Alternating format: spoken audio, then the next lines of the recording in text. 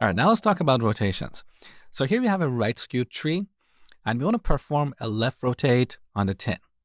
After the rotation, 20 is going to be our new root. So let's give it the label, new root, and this is the old root. So this new root is essentially root.right. It's the right child of the root node. Now, to perform a left rotate on the 10, we should essentially make the 10 the left child of the 20. So we set new root dot left to the old root. However, it is possible that this 20 already has a left child, like 15. In this case, if you want to bring the 10 down, it's going to clash with the 15. How can we solve this problem? Well, because 15 is greater than the 10 and less than the 20, we can make the 15 the right child of the 10.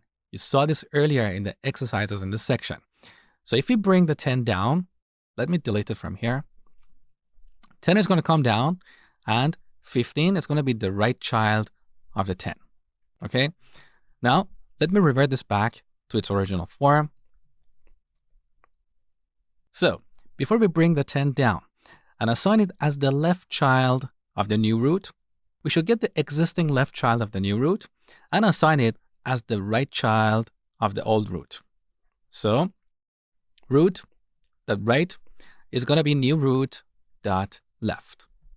After we execute line 8, our tree is going to look like this. 10 is going to have a right child, and that is 15.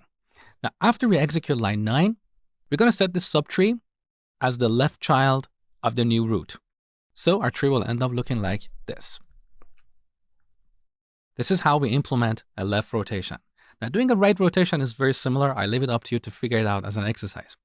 Now, there is one more thing that we need to do as part of performing a rotation. Let me delete this and simplify this example to a right skewed tree.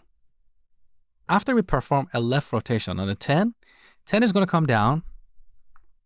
And at this point, the height of this node is changed because previously the height of the 10 was 2. Now it is 0. So every time we perform a left or a right rotation, we should recalculate the height of the root and the new root. So reset the height of the root and the new root. And one last thing. As part of performing the rotation, the root is going to change. So we should change the return type of our balance method and have it return an AVL node. Because we're going to get this new root and return it from our insert method. Because as you remember, when this insert method calls itself recursively, eventually on the way back, the main root or the root of our tree is going to get returned and assigned to this root field. So here's what you should do for this exercise. Implement two methods, rotate left and rotate right. Both these methods should take an AVL node and also return an AVL node. Then, in the balance method, instead of printing these messages, call those rotate methods. Next, change the return type of the balance method and return the new root.